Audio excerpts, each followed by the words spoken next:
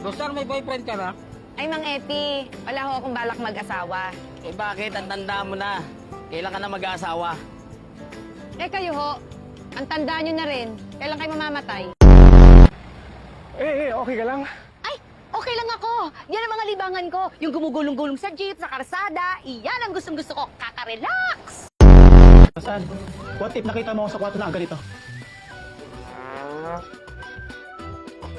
Anong gagawin mo sa akin?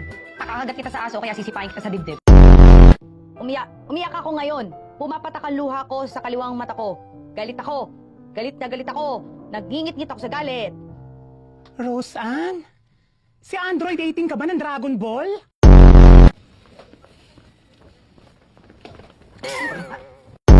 Kung kailan ka na nakaka-move on, tsaka naman babalik-balik, magpaparamdam. Ito na yung sign, Cecilio. Goodbye, single bells. Balikan mo na. Yak! Never! Ew!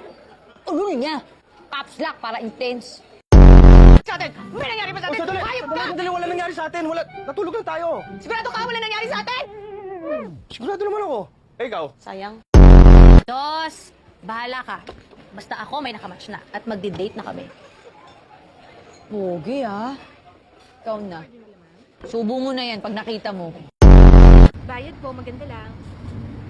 Abutin mo. Abot nyo naman, di ba? Ba't kailangan nyo akong utusan? Pasweldo nyo ba ako dito, ha? Ang tatamad nyo! Ano ako dito, OJT?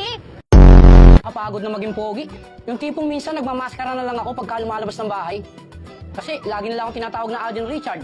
As in, kung alam mo lang miss, ang hirap. Kuya, are you drugs?